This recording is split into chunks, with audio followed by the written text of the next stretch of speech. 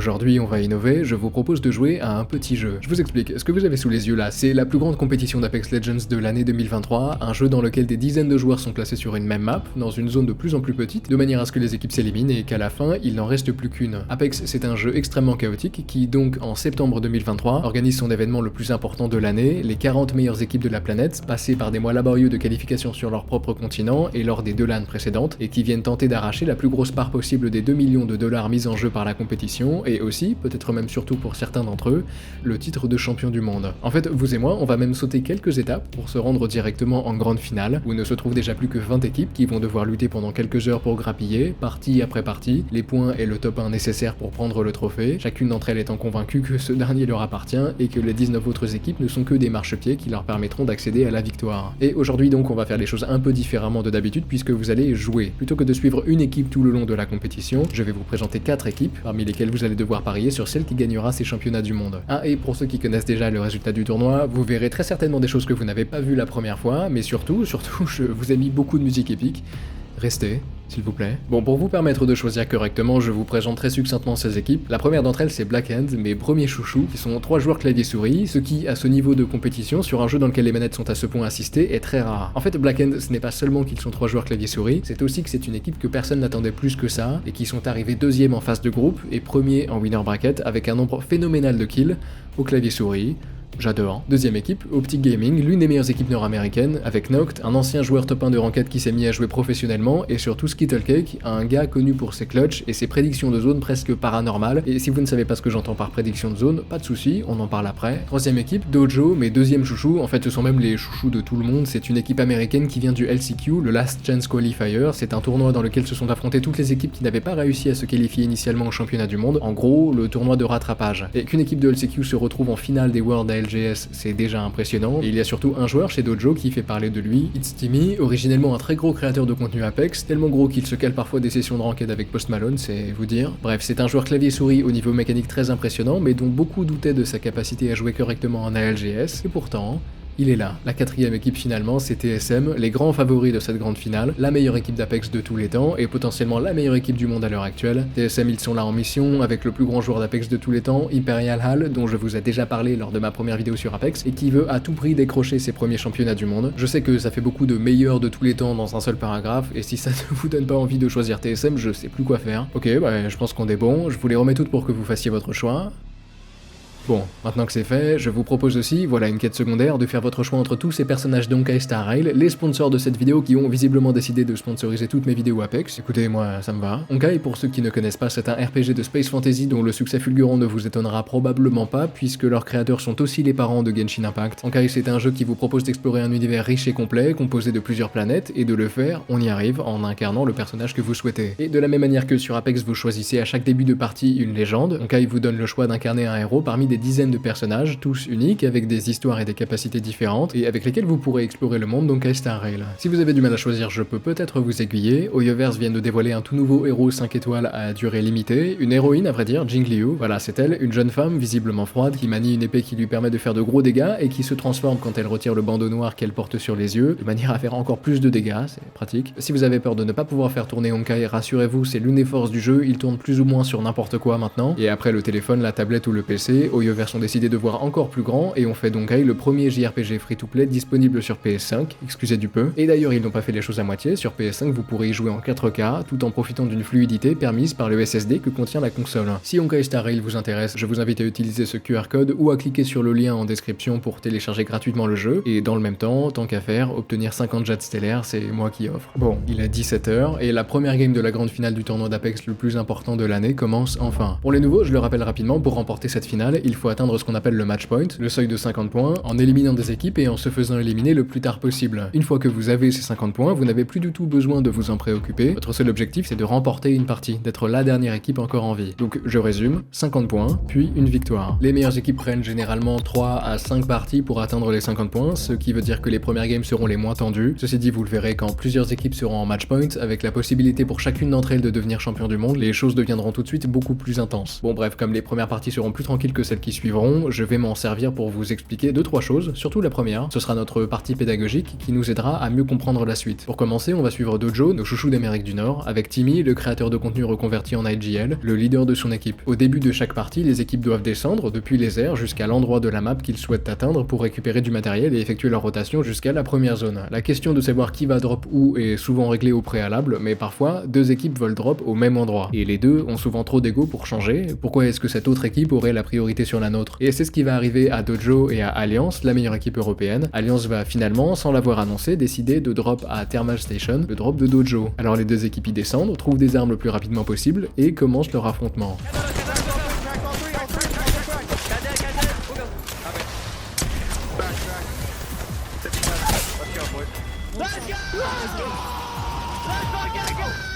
Ok, première chose, vous verrez par moments un peu de délai dans les tirs envoyés par les joueurs, voire parfois des viseurs qui sont étrangement à côté de leur cible, mais en fait c'est dû au mode spectateur du jeu, je vous assure que les joueurs savent viser, et d'ailleurs ça c'est surtout au début, vous verrez ça va s'arranger très vite. Deuxième chose...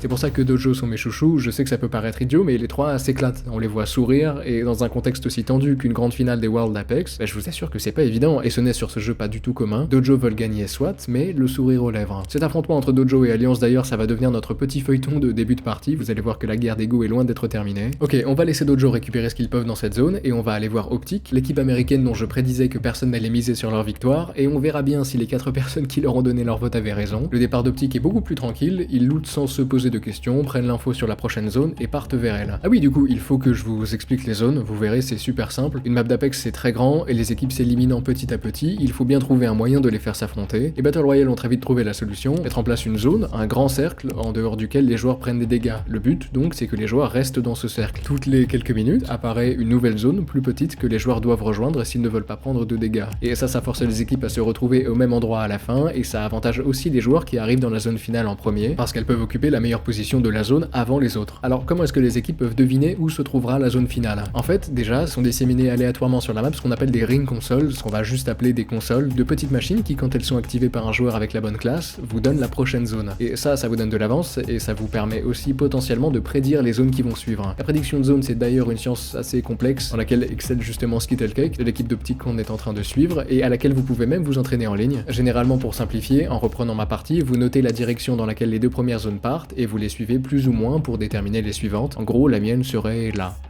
Peut-être. Bon, en fait, c'est quasiment toujours plus compliqué que ça, parce qu'il y a des endroits où les zones ne tombent jamais, mais vous comprenez le principe. Optic donc active une console et partent rejoindre la deuxième zone en passant par un tunnel. Surprise, dans ce tunnel, on trouve TSM qui, de leur côté, s'attendait à ce qu'Optic passe par là, puisque ces derniers empruntent régulièrement ce passage. TSM vont essayer de repousser Optic, de les empêcher de rejoindre la deuxième zone, mais se sentiront assez rapidement débordés, observant d'ailleurs qu'Optic ont déjà récupéré des viseurs qui leur permettent notamment de voir dans la fumée. Bref, TSM vont préférer fuir, plus au nord, dans un coin dans lequel ils vont d'ailleurs tomber sur une autre équipe.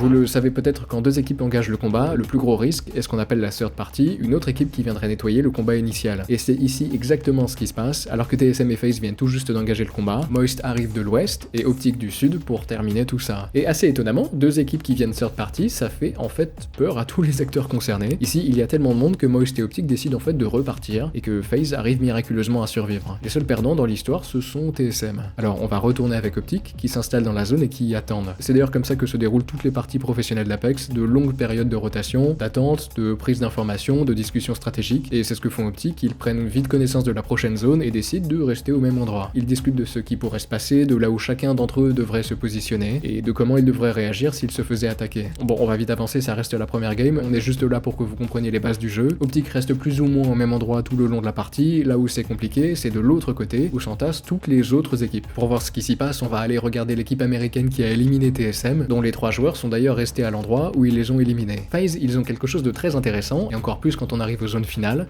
la hauteur. Avoir la hauteur sur une autre équipe, ça vous permet généralement d'être moins exposé au tir et de prendre le combat quand vous le souhaitez, descendre sur l'équipe qui stationne sous votre spot quand vous le désirez. Bon, il y a malgré tout une classe de personnages qui vous permettrait de faire le chemin en sens inverse, l'équipe en hauteur doit donc rester prudente, mais on en reparlera plus tard. Pour le moment, la hauteur, c'est bien, et c'est ce qu'on voit ici, les joueurs de FaZe peuvent reculer pour se protéger des tirs, mais surtout canarder les équipes qui passent devant mortel en espérant trouver un endroit où se cacher. Typiquement là, Snipdown met à terre un joueur de Moist, une équipe qui n'avait déjà que 2 joueurs en vie et qui va devoir réanimer son deuxième joueur pour avoir une chance de survivre jusqu'à la fin. Ceci dit, vous le voyez là, Moist partent immédiatement se cacher dans un coin. Un joueur en moins en combat sur Apex, c'est un désavantage colossal. Voilà pourquoi il est très important de ne pas se mettre dans des situations trop compliquées avant la zone finale. Et c'est d'ailleurs ce qu'ont fait Optic, qui viennent terminer cette équipe de Moist. On retrouve donc en finale 2 équipes qui ont réussi à se préserver en jouant leur combat intelligemment et qui peuvent aborder ce duel final sereinement.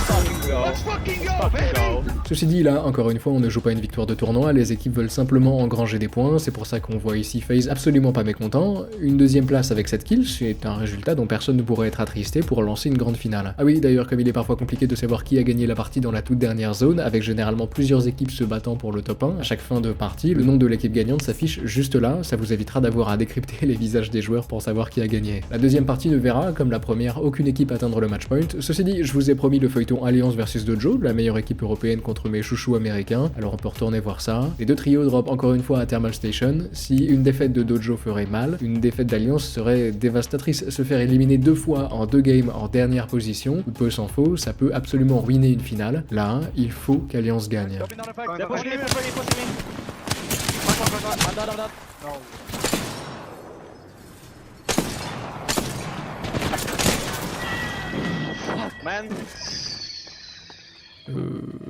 Ok, cette deuxième game ne sera pas particulièrement importante, aucune équipe ne passera en match point et elle sera remportée par une équipe chinoise, Dreamfire, qui prend aussi 15 kills, ce qui est gigantesque en finale de championnat du monde. Mais bon, je les ai pas mis dans ma liste, il fallait bien faire des choix, donc on va directement passer à la troisième. Et pour cette troisième partie, on va changer de carte. En fait, ce jour-là, le format est le suivant, on joue la map World's Edge 2 fois, puis Stormpoint 2 fois, et on recommence jusqu'à la fin de la finale. Ces 2 cartes sont très différentes l'une de l'autre et certaines équipes ont leur spécialité. Typiquement Dreamfire, qui ont gagné la deuxième partie, sont très à l'aise sur World's Edge, et beaucoup moins sur Stormpoint, la carte sur laquelle on passe pour cette troisième partie. Ce que ça veut dire, c'est que les équipes n'ont pas les mêmes zones de départ, et typiquement, Dojo et Alliance ne droppent pas au même endroit. Bon, tant mieux pour Alliance, parce que Dojo semble imprenable au drop, et c'est l'occasion d'aller voir ce que font TSM, les favoris de ce tournoi, et pour qui cette finale se passe pour le moment assez mal. Ils ont fini 17ème la première partie et 10ème la deuxième, avec un total de points à 11 seulement.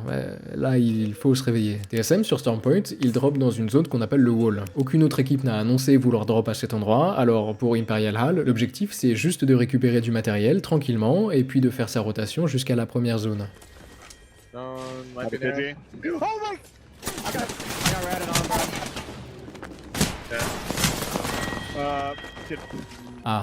On revient un peu en arrière. Ça c'est Dojo, encore eux. Sur Stormpoint, le drop de Dojo, il est à Northpad, une zone qui se situe juste à côté du wall. Et avant le lancement de la partie, Timmy propose d'aller faire un tour au wall, parce qu'ils savent que Hal sera seul à l'intérieur du bâtiment, ses 2 coéquipiers récupérant du matériel un peu plus loin. Alors avec Designful, ils descendent, font semblant de se rendre à Northpad, juste ici, et puis ils tournent.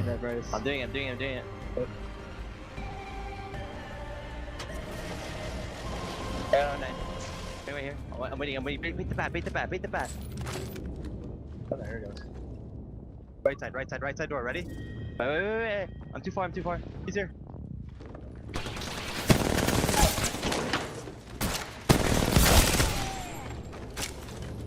Nice, good shot. You guys are motherfucking dicks. Timmy va expliquer plus tard qu'il voulait abîmer le mental de TSM, ils savent que c'est l'équipe favorite, la seule équipe de cette finale à avoir jamais remporté une LAN, mais pour être honnête, même s'il y a sûrement un fond de vérité là-dedans, je pense que Dojo l'ont fait parce qu'ils pouvaient le faire, c'est un peu leur style en fait, les play inhabituels, les actions imprévisibles, c'est d'ailleurs pour ça que ce sont les chouchous de tout le monde. Sauf des pros, du coup. Bon, quoi qu'il en soit, sur 3 débuts de partie, Dojo ont éliminé 3 équipes, et leur imprédictibilité commence à inquiéter. Ceci dit, ce n'est pas l'équipe que tout le monde regarde, celle qui impressionne le plus pour le moment, c'est bien Optic, qui vont d'ailleurs nous prouver que Timmy n'est pas le seul à être malin. Regardez, KCP et Dreamfire, que vous voyez juste là, drop au même endroit, à 1000, et comme Dojo et Alliance plus tôt, vont se battre pour déterminer à qui la zone appartient vraiment. Et Optic sont au courant d'une chose, Dreamfire, c'est l'équipe qui vient de remporter la deuxième partie, avec 15 kills, une équipe qui se trouve pour le moment au sommet du classement, juste devant Optic. Et pour ces derniers, qui drop habituellement juste à côté de Dreamfire, la tentation de ne pas intervenir quand ils voient leurs rivaux temporaires engager le combat avec une autre équipe est un peu trop forte. They are 7 points off. If they get this 3 KP, bro, they'll only need 4 points. What a fucking bounce that was. My God, and here we go. This is huge. Oh my God, the shots. 2v2. Give me two. It's one more left. Dropped.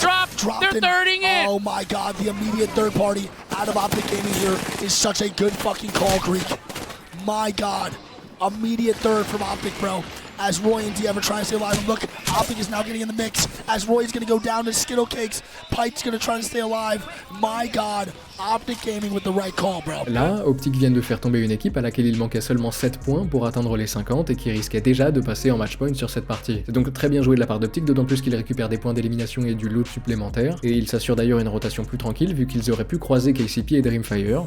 Ouais, que du bon donc. Après avoir loot la zone qu'ils viennent d'investir, Optic remonte au nord jusqu'à leur spawn à eux, ils lootent à nouveau, ce qui les met très bien pour la suite, et puis ils prennent un véhicule pour se rapprocher de la zone. 6 minutes plus tard, les voilà à l'intérieur, cachés entre deux rochers, entourés d'autres équipes. Vu leur position assez centrale, il serait très risqué de s'exposer, et ils préfèrent attendre que les équipes qui sont en bordure de zone engagent le combat entre elles. Quand ils entendent partir l'équipe placée sur le spot qu'ils voulaient, ils se découvrent immédiatement pour prendre la hauteur et commencent à canarder les équipes en contrebas. L'objectif c'est de faire le plus de points possible en prenant des kills, affichés juste là, et en retardant leur élimination. Juste ici, vous le voyez, c'est le compteur d'équipes restantes dans la partie. À ce stade, il ne faut plus qu'une dizaine de points aux Américains pour passer en match point, alors ils vont les chercher.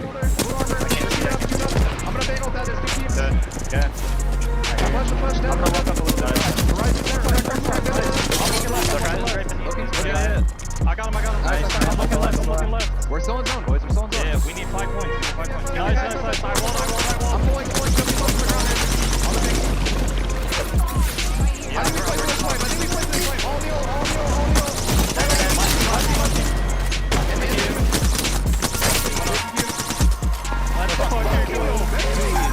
It's too fucking easy. Shit. Optic now, first team to pass that match point threshold. If they win this next game, it is all over. They can end this tournament in 4 games, Greek. La première équipe à passer en match point, c'est donc bel et bien Optic, notre équipe américaine qui lors du group stage et du winner bracket était proche du sommet sans y être totalement, et qui semble pourtant bien partie pour devenir champion du monde. On a beau dire quel que soit le niveau moyen d'une équipe, tout ce qui importe c'est son niveau le jour J. TSM ont beau être les favoris pour le moment, ça ne semble pas du tout être leur jour, là où Optic brille clairement. C'est maintenant que les choses sérieuses commencent et que la compétition se lance pour de bon, pour Optic parce qu'ils veulent à tout prix un top 1, pour les autres parce qu'il faut à tout prix les en empêcher. Quatrième partie, comme lors de la précédente, Dreamfire et KCP retournent tous les deux au même endroit, et cette fois-ci, Optic les laisse tranquilles. Pour eux, l'objectif ce n'est plus de gêner ou de récupérer des points, c'est juste le top 1. Dreamfire vont assez rapidement perdre pied face à KCP, et on voit ici Roy fuir pour espérer survivre. Attendez, c'est quoi ça? Rapide retour en arrière. Voilà NRG, une équipe dont je vous ai déjà parlé dans ma précédente vidéo, avec ce joueur, Sweet, dont je vous disais que je l'aimais bien parce qu'il s'énervait rarement, même s'il emploie le passif agressif peut-être un peu plus souvent que ce que j'imaginais, mais bon, peu importe. Sweet, ici, il voit lui aussi, comme Optic la game précédente, Dreamfire et KCP se battre au même endroit. Alors il va leur rendre visite, tout seul, sans chercher à leur tirer dessus, et il se barre avec le véhicule que l'équipe qui gagnera était censée récupérer. Voilà, là on le voit fuir avec, le replay bug, tant pis, juste à droite il passe devant notre membre rescapé de Dreamfire, et il part finalement rejoindre ses coéquipiers. Ok, on retourne avec Optic, notre équipe en match point, qui loot tranquillement à Down Beast. Ils ont eux aussi un véhicule, et une fois qu'il leur semble savoir ce qu'il leur faut, ils se déplacent vers la deuxième zone, qu'ils connaissent parce qu'ils avaient une console juste à côté. Le but comme toujours c'est d'arriver en premier pour avoir la meilleure position possible. Le souci c'est que leur zone finit au nord-ouest de leur position, pas bien loin, mais à Northpad, le drop de Dojo. Et la plupart des équipes prédisent qu'elle finira sur cette branche-ci. Avec un peu de chance, peut-être que Dojo n'auront pas déjà investi l'endroit, alors ils tracent.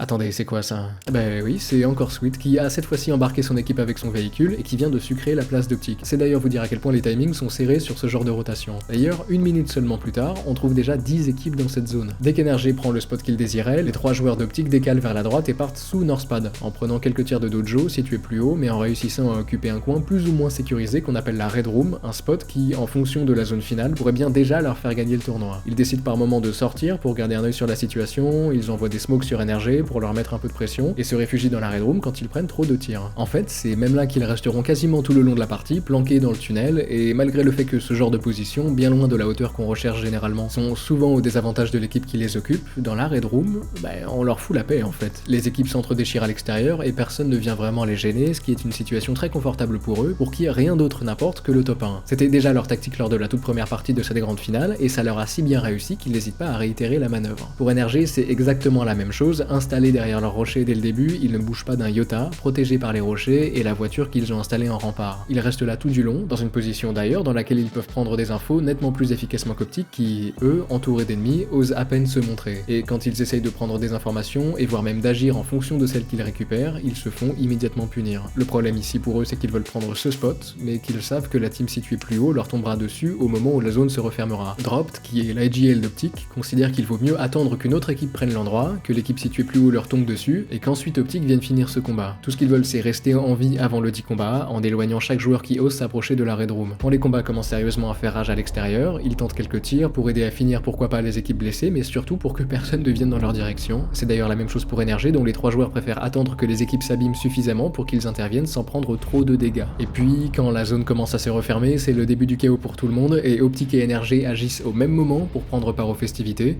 Optic pour devenir champion du monde, NRG pour que le tournoi ne s'arrête pas déjà.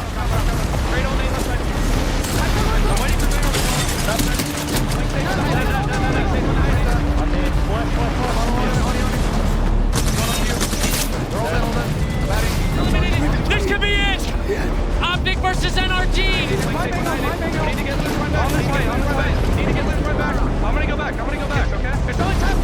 I think NRG knows what they're up against.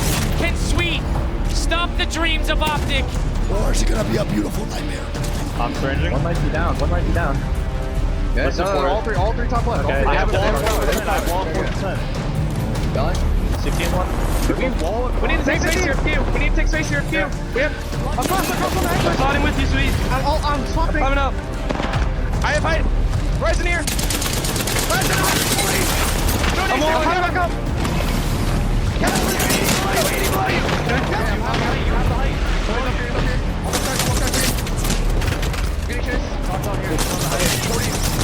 Optic will fall! NRG clutch! NRG! The people's champion. And Optic Gaming, who are on the precipice of becoming your champions, will have to wait a little longer. NRG with the clutchest 2v3 you will ever see. Optic n'ont pas réussi à concrétiser, et ça n'est vraiment pas passé à grand chose. Là, ils auraient pu clore une domination jamais vue en grande finale de l'AN Apex, et se font tout juste arrêter par NRG qui passait jusqu'à présent un tournoi très moyen, et qui viennent de donner à toutes les autres équipes de la finale une nouvelle chance de l'emporter. Et l'avance d'Optic est tellement grande qu'au lancement de la 5ème partie, ils sont, encore une fois, les seuls en match point, la deuxième équipe, Dreamfire, n'étant qu'à 43 points. Optic, même si ça n'a plus d'importance après 50, sont à 70 points, ils sont pour le moment de loin la meilleure équipe de la finale, et la 5ème partie le confirmera encore. Avec une 3ème place récupérée, ils ont fait, sur 5 parties, 4 podiums, ce qui n'est clairement pas normal sur Apex. Seul problème, ils n'arrivent pas à concrétiser. Et il y a une équipe sur Apex qui, elle, est connue pour concrétiser et prendre des top 1 quand ça importe vraiment, TSM, potentiellement la meilleure équipe de la planète, le trio d'Américains qui a remporté la première LAN de l'année, et qui pour le moment est 13ème sur 20, avec 22 points seulement. Ils ont du mal, peut-être au moment le plus important de leur carrière, et je ne doute pas qu'à ce moment la chose fait mal, l'équipe qui était censée gagner les championnats du monde les voit leur couler entre les doigts. Ceci dit, par principe, on va les suivre sur une game et voir ce qu'ils arrivent à faire. Je les ai mis dans ma liste d'équipes à suivre, il faut bien que je les montre au moins une fois. Ceci dit, rapidement avant ça, je dois vous présenter la structure assez particulière de cette équipe, avec l'un des meilleurs soutiens de la planète, Reps, un joueur clavier-souris qui forme avec Al le plus grand duo de l'histoire du jeu, Verhulst, un joueur manette, le fragueur surdoué de l'équipe, donc le gars qu'on engage parce qu'il est très bon pour faire tomber des joueurs rapidement, et finalement, Imperial Hal, qu'on appelle plus souvent simplement Al, désormais joueur manette, le plus grand joueur d'Apex de tous les temps, qui est l'IGL de l'équipe, donc celui qui donne les ordres, et c'est l'un des meilleurs dans sa catégorie, sauf que, et c'est là que la chose devient folle, c'est aussi un fragueur, parce que son intelligence de combat en 3v3 et sa maîtrise grandissante de la manette font de lui l'un des joueurs les plus effrayants en combat d'équipe. C'est pour ça que même si TSM ont pour le moment du mal lors de cette finale, ce trio est redouté de tous. La solidité de Reps, alliée aux capacités de prise de décision et de leadership de Hal, le tout flanqué de 2 des joueurs les plus létaux d'Apex, vous comprenez peut-être un peu mieux pourquoi TSM sont les favoris du tournoi, et vous n'avez plus maintenant qu'à les regarder jouer. Les Américains droppent à un endroit qu'on appelle Lava Siphon, et ils lootent tranquillement, cette fois-ci pas de dojo surprise, ils sont seuls. La première zone est juste à côté, mais ils ne savent pas où se trouvera la deuxième, TSM, ils n'ont pas de console là où ils sont, alors ils décident de remonter vers la première zone en passant par un couloir étroit pour se rendre à Harvester, une gigantesque structure dans laquelle on trouve justement une console. Il y reste un peu de monde que TSM vont ceci dit faire fuir assez rapidement, ayant finalement accès à une console. La deuxième zone n'est pas trop loin, mais TSM savent qu'ils trouveraient sur le chemin le plus court l'équipe qu'ils viennent de croiser à Harvester, et ils ne veulent pas engager le combat aussitôt, ils préfèrent alors contourner par l'est, un voyage qui prend un peu de temps, et durant lequel les Américains gardent un œil sur les équipes encore en vie. Optic died, by the way. I saw Optic die earlier. EF is on match point, so. Le trio a beau passer un tournoi catastrophique, il n'en joue tout de même pas moins le titre. Pour TSM, quelle que soit leur place dans le classement, on ne vise rien d'autre que la victoire. Bon, je dis ça, mais la situation n'a rien de doré. Ils rejoignent assez vite la zone, mais longtemps après les premiers arrivés, et d'ailleurs, à l'annonce de la nouvelle zone, Al se rend compte que la suivante finira de l'autre côté de l'immense paroi rocheuse à côté de laquelle ils se trouvent. Ils ne peuvent pas passer par l'ouest, trop d'équipes les gêneraient, alors ils décident d'emprunter un tunnel, à l'est, en espérant pouvoir trouver un bâtiment sans se faire abattre avant. Looks like Diner's open. Can we just run for it? Diner right Yeah, now? we're right behind you. Wall right now. Come on. Yeah, going to the left. They're fighting here. Fine. Yeah, Break that fucking drone! Break that fucking drone! Try to. It's done. Try to break it. We can side. Yeah, I'm crossing. Okay, our bottom. I gotta heal bottom floor. Pump in a Phoenix. Yep, that in. Ils arrivent finalement à en rejoindre un, et en fait, les minutes suivantes, ils changent de bâtiment par 2 fois, s'adaptant à la nouvelle zone en cherchant l'endroit le plus intéressant pour le combat final. Chaque choix, à ce stade de la partie, est essentiel. Al sait bien que le retard qu'ils ont accumulé lors des 5 premières parties est déjà quasiment assuré de les empêcher de devenir champion du monde. Il y a dans sa tête un sentiment d'urgence, la sensation que s'ils ne font pas quelque chose d'au moins bon maintenant, le tournoi leur échappera définitivement. Alors ils attendent pendant de longues minutes dans leur nouveau bâtiment que la dernière zone se ferme, ils jaugent les autres équipes, tentent quelques tirs par moment. Ils patientent. Juste avant la dernière zone, ils voient Dreamfire tomber, la seule équipe qui pouvait remporter le tournoi sur cette partie, Optic étant mort bien plus tôt. Et puis, quand la zone finale se ferme, TSM se met en action. Madden, on your wall to the right. They're going left. We're gonna go left. Yeah, wall in. Wait. This way. They doing fire. Something. Burning left. Hard burn right here. Right on my thing. This way, but chill. Yeah. Just chill. So much damage over there. We're on wall. I need to swap. Chill, I'm blocking us out. I'm peeking through their own button. Fight. Look, to left. Yeah. Left. Lead it back, on me. Another one. The neighbor girls make eliminated, and TSM are your Game 6 champions! TSM remporte leur première partie, et ça avait l'air assez facile en fait. D'ailleurs, je vais vous montrer quelque chose pour que vous compreniez à quel point un combat peut être abordé différemment en fonction du travail de position qui a été effectué par les différentes équipes au préalable. Là où on a vu TSM se placer de manière à nettoyer les équipes restantes, on va regarder pour cette même partie une équipe que le placement a forcé à se battre pour sa vie. D'ailleurs, cette POV est parfaite pour que vous vous rendiez compte du désordre qu'il faut parfois naviguer à la toute fin d'une partie, et de la transition brutale que doivent vivre les joueurs d'Apex entre le calme relatif qui précède le combat et ce qui suit. Je ne vous lance même pas de musique, je vous mets juste à la place d'un leader d'équipe en vous demandant d'essayer d'imaginer ce que ça fait que de devoir diriger une équipe là-dedans.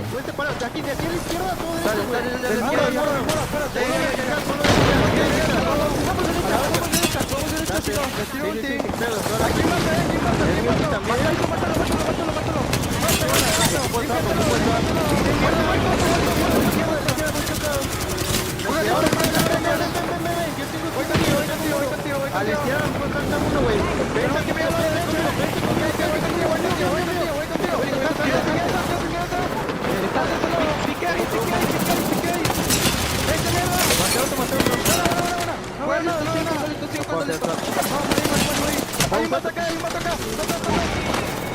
Ya estamos dos. Buena, güey. Estuvo bien. Ya lo estoy haciendo, ¿no?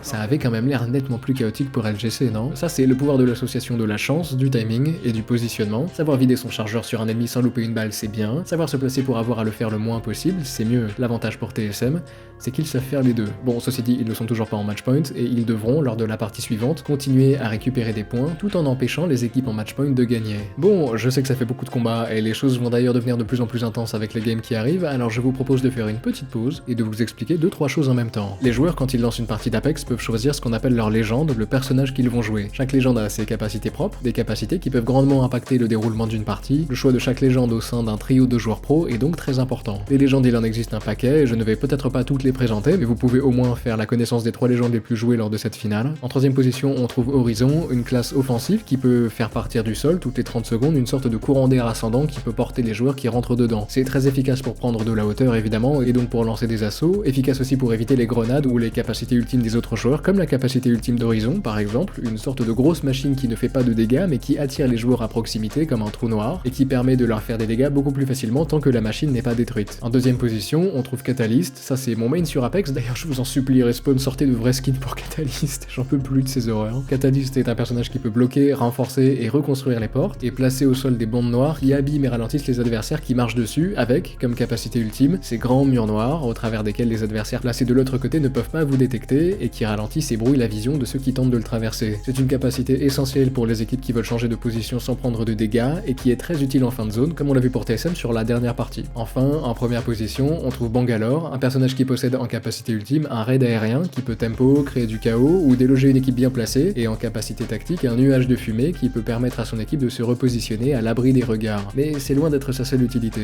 Vous savez peut-être qu'il y a un grand débat sur Apex depuis un petit bout de temps maintenant concernant le périphérique qu'utilisent les joueurs. La manette, qui est un périphérique de base plus imprécis que le clavier souris, est accompagnée d'une aide à la visée, un petit programme dont le nom parle de lui-même et qui va vous aider donc à mieux viser. De base, cette aide à la visée, elle est là pour compenser le désavantage des joueurs manettes, de manière à les amener au même niveau que les joueurs clavier souris, et les développeurs ont eu la main un peu lourde, et la manette est maintenant le périphérique le plus redoutable en partie. Typiquement Imperial Hall, qu'on a vu plus tôt, a même pris la décision de passer du clavier souris à la manette pour être plus efficace, c'est vous dire. Bon, ceci dit, je le précise, l'aim assist est loin de tout faire, les meilleurs joueurs du monde sont incroyables, et la manette a de sacrés défauts dans d'autres domaines, mais force est de constater qu'à courte et moyenne distance, SMG en main, les joueurs manettes ne loupent quasiment aucune balle. Et c'est là qu'intervient Bangalore. Quand un joueur manette se trouve dans un nuage de fumée, l'aide à la visée ne fonctionne tout simplement plus. C'est pour ça que cette légende est aussi appréciée, et à ce point jouée par les joueurs clavier souris. Dans la fumée, ils peuvent jouer comme d'habitude, là où les joueurs manettes perdent leur avantage. Bon, et ben notre petite pause est terminée, je crois qu'on peut y retourner. Pour la 7ème partie, on va suivre Dojo, la carte Joker des championnats du monde, qui n'aurait à vrai dire même pas dû s'y trouver. En fait, petite anecdote, joue lors de ces championnats du monde une équipe du nom de 100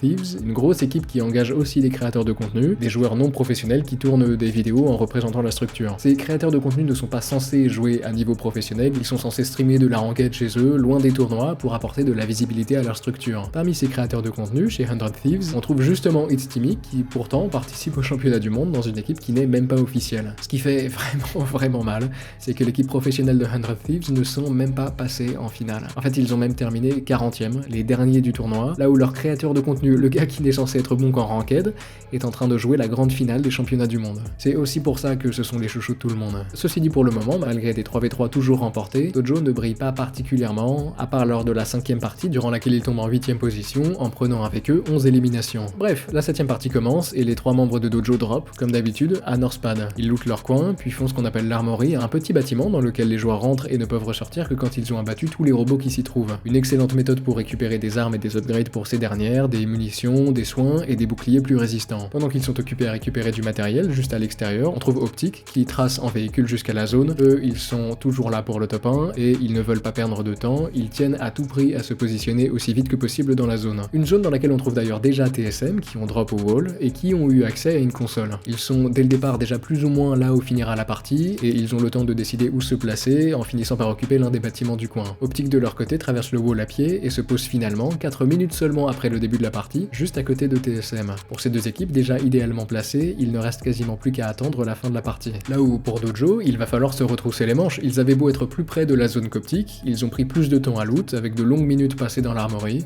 peut-être des minutes de trop. Quand ils en ressortent finalement et qu'ils essayent d'accéder au wall pour rejoindre la zone, une équipe déjà installée les repousse. Faire le tour ici pour Dojo ce serait loin d'être idéal, mais penser qu'ils essaieraient de faire le tour, c'est aussi mal connaître Dojo.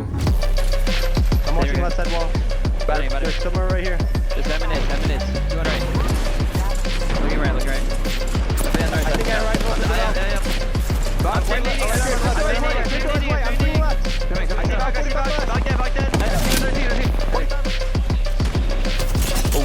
Magnifique ennemi quand même. Mais ennemi vraiment c'est avec Timmy mec c'est du délire. C'est fini là, tu m'en passes des Là ce duo KBM manette c'est du délire. Design for a dojo, gonna pick up 3 more KP on anyone Good west. shots there from Timmy. Oh my design. From design. Énergie qui vient d'arriver pour Énergie cette Dojo. partie.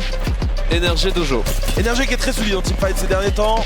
Mais ennemi est monstrueux. On va le regarder un peu ennemi là, on l'a pas trop regardé. Il était souvent sur Timmy. Super flank. Il est Et il y a trop de la bien white placé, en plus. Il y a de la white sur énergie les frères. Hein.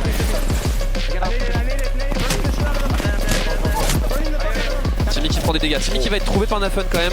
Directement sur les côtes de Timmy ennemi pour le trade. On passe directement derrière le joueur manette. Il reste Design full. Le Wingman design, il a un putain de Wingman. Tiens bien là. Hein. Oh, Wingman. Énergie qui se fait sortir sur la partie ou pas? Non. Dojo sont en train de prouver au monde entier que c'est des tueurs, mec. Bon, ils ont dû faire tomber 2 équipes, mais maintenant ils sont très bien, avec tous les soins et les munitions qu'il leur faut, et une bonne position pour la suite. Du côté de TSM, par contre, la situation va changer. La nouvelle zone ne tombe pas sur leur bâtiment, mais plus à l'ouest, et notamment sur celui d'Optic. Ils doivent bouger, et se rendre compte que la meilleure position à prendre serait le toit d'Optic.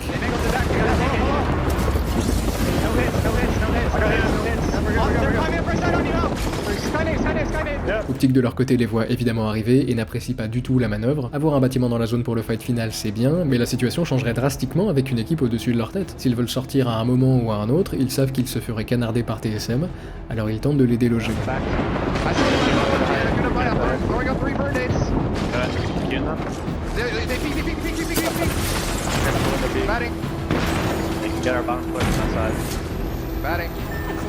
Do we want to hold bottom or top here? Probably bottom. Maybe swing the back 3 deep. Maybe insta kill one. Come those, come those. Might be able to kill one on the roof. Swing out to me. They're getting shot right now. I have a frag. I'm throwing a frag up. They know. 70 seconds.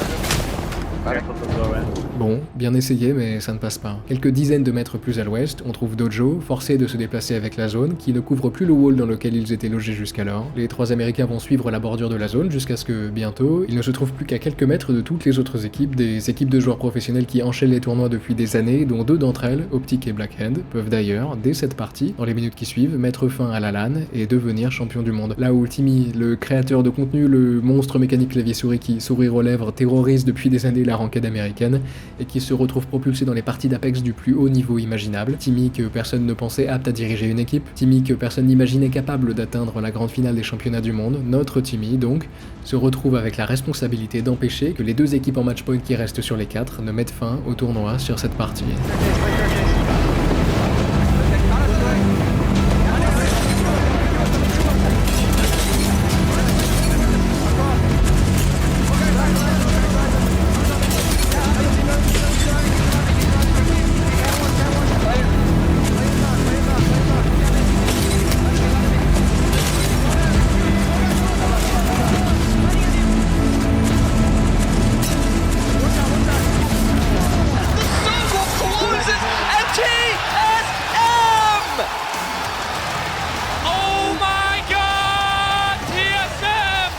Non, c'est trop mec.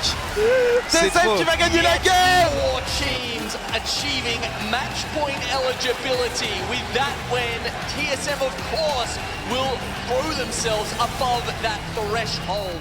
Et les vainqueurs de cette partie ne sont ni Optic, ni Dojo, mais TSM, qui viennent tout juste de réaliser un exploit, remporter 2 parties d'affilée en LAN et LGS, ce qui n'arrive quasiment jamais et encore moins en finale de championnat du monde, eux qui croupissaient au fond du classement depuis le début de la finale, et voilà conquérants venant tout juste de dépasser les 50 points et de décrocher le match point. Le souci, c'est qu'ils ne sont pas du tout les seuls à être en match point, ils sont en fait 7 à être au-dessus des 50 points et à pouvoir remporter le tournoi dès la partie suivante. L'avance considérable qu'avait pris Optic sur cette finale vient de disparaître, là, près de la moitié du lobby peut l'emporter. Et quels que soient les résultats des parties précédentes, quelle que soit l'avance que vous aviez, quels que soient les top 1 que vous venez de faire, peu importe, n'importe quelle équipe en matchpoint peut prendre la victoire, et sur Apex, ça peut vraiment être n'importe qui. 8ème partie, le marathon continue. TSM, les vainqueurs des 2 dernières parties, drop au wall, comme d'habitude, sans console à côté, ce qui va les obliger à deviner les zones suivantes. Une situation loin d'être idéale. Quand la première zone apparaît, vrai, Hal et Verhulst ne sont pas tout à fait d'accord concernant la position de la deuxième zone, ce dernier pensant que la partie finira à Thunderwatch, un bâtiment que vous connaissez normalement si vous avez regardé la première vidéo Apex. Et d'ailleurs, je peux déjà vous le dire, la zone va bel et bien finir à Thunderwatch, et quand on regarde la carte, voilà ce que l'on voit. La zone que vous avez en pointillé, c'est la deuxième zone. Les joueurs ne voient que la première sur leur carte, et il faut qu'ils activent une console s'ils veulent avoir accès à la deuxième, qui s'affiche en vert sur leur écran.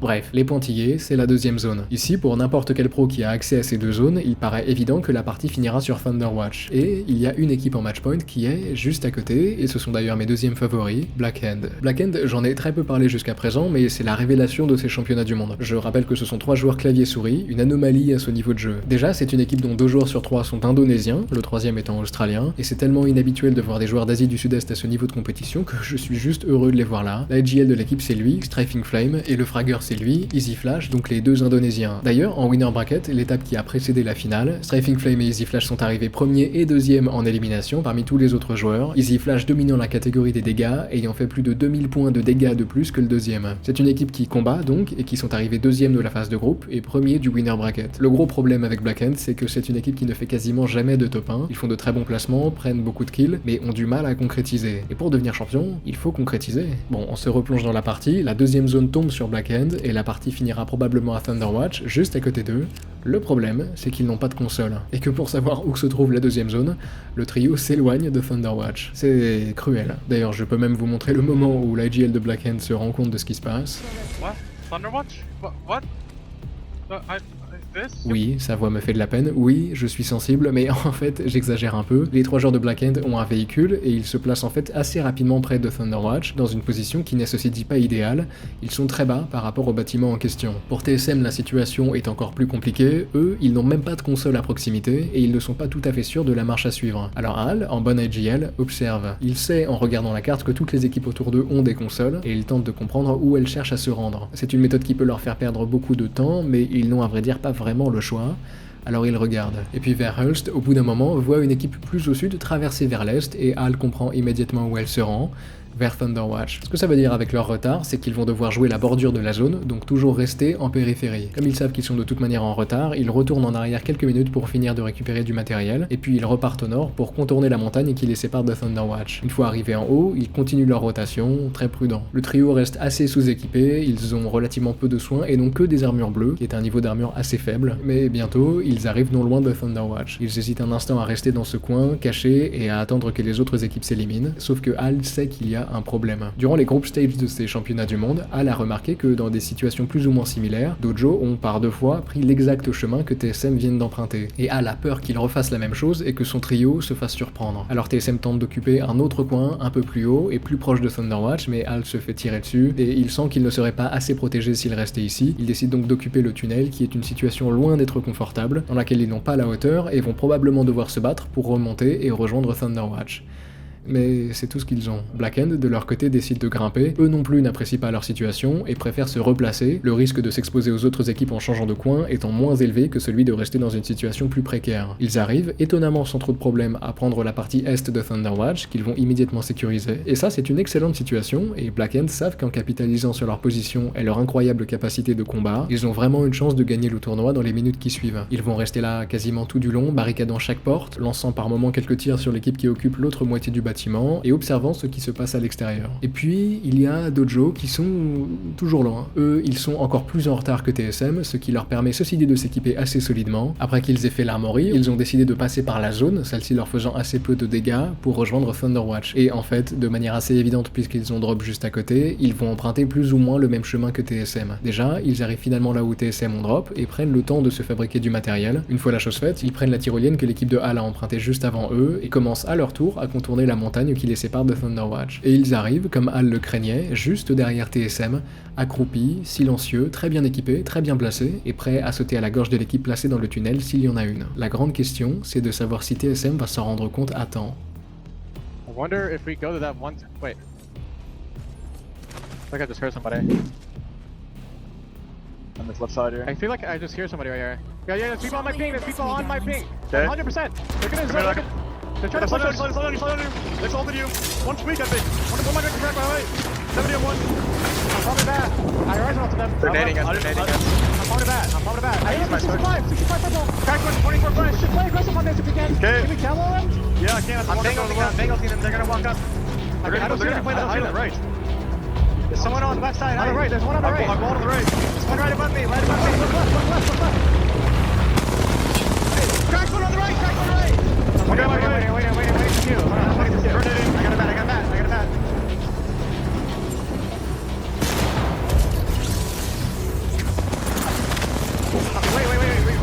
There's only one. Come back. Yep. Just come back.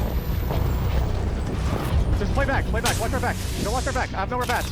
Bon, Al les a entendus, le souci c'est que leur situation n'en reste pas moins désespérée, ils sont obligés de se retrancher plus loin encore dans le tunnel, bien bas, sous-équipés par rapport à une équipe de Dojo qui a eu le temps de récupérer ce qu'elle voulait, une équipe qui d'ailleurs, en grande finale, n'a perdu aucun 3v3 pur. Et je vous le dis, TSM ont beau être la plus grande équipe de tous les temps, et Al l'un des meilleurs AGL de la planète, à ce moment-là chez TSM, personne ne sait quoi faire. La situation est désespérée, là où chez Dojo les choses paraissent bien plus simples, ils ont la hauteur, et n'ont plus qu'à attendre que la zone pousse TSM vers eux. Alors les équipes se regardent. They had no bang ult, they had no ult, they literally have nothing. Right? Might not drop. They won't drop. Yes, but they'll third us. The team inside has to push us. They might run away, like if they're not stupid. Like we're gonna aim them. We have no choice but to aim them. I'm 9-0. What is our meds? 8-1. Okay. I'm 16-1. One might just come down. No, they're still up there. You don't have no power, nades. right? No, it's at 45. Won't have it. Come over here, Evan. Stop punching your back. We have to kill these guys. Enemy, you're by yourself. We have nades. Yes, play.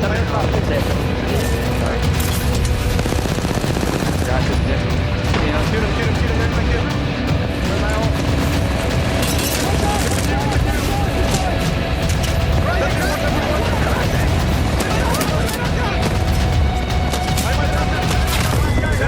Get away! Nice. Got me a swap, bro? Yeah, here. Al va rapidement réanimer Reps, tomber au sol, et va surtout regarder en haut.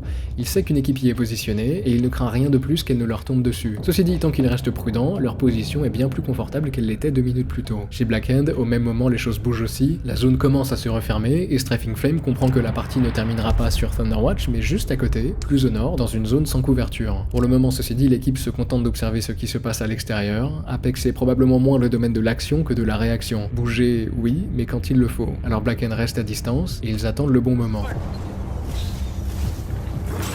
They're fighting. 80. Can we swing this? Oh, you wanna go? Okay. Really? Go. Yes. I break it. They know, yeah? Come. I'm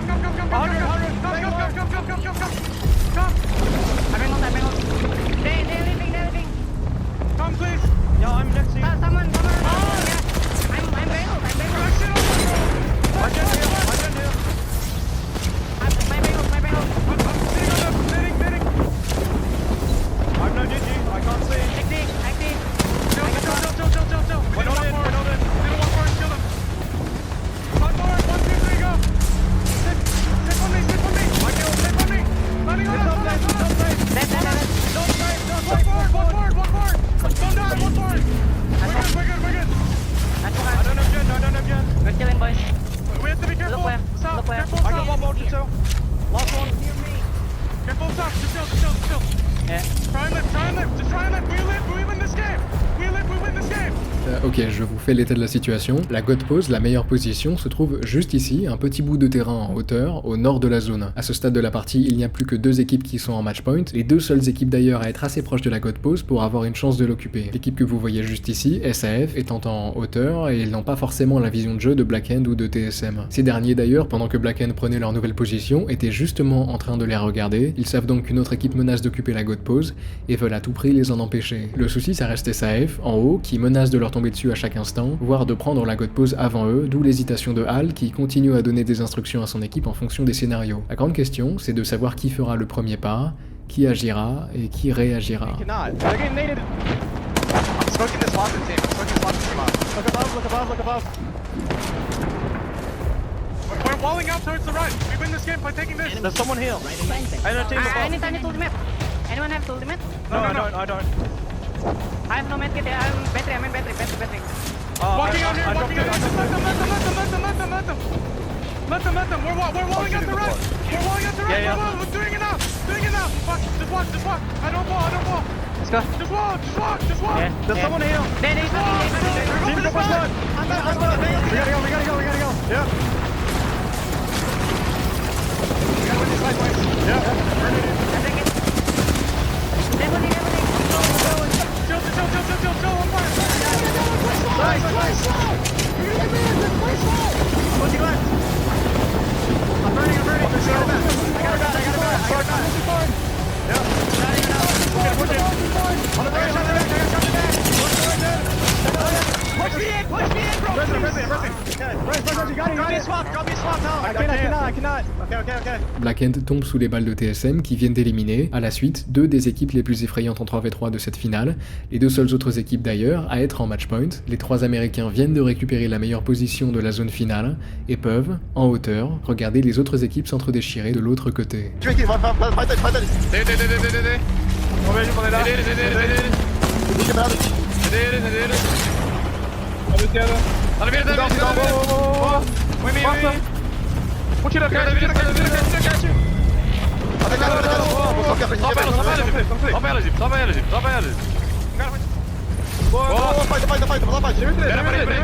Bientôt, il ne reste plus que SAF, l'équipe qui est restée si longtemps au-dessus des têtes de TSM et qui se retrouve maintenant à devoir les affronter en 1v1.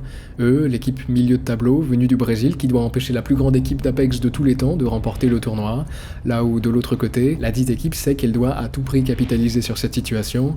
Ils sont les seuls à être en match point et savent que s'ils ne gagnent pas maintenant, leurs chances de remporter la partie suivante, avec encore plus d'équipes en match point, seront extrêmement faibles. Là, c'est leur moment, leur chance de prouver à tous, une bonne fois pour toutes, qu'ils sont la meilleure équipe du monde, et qu'aucun autre trio ne sera jamais capable d'atteindre ce niveau de domination sur Apex. Tout se joue sur ce 1v1.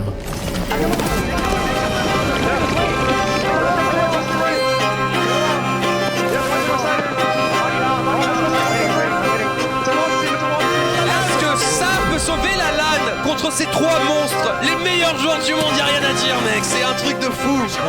That's the catalyst to make a play. Starfight could play Pine Poopers here, and TSM are going to have to wait. He's gonna burn it. I'm looking right.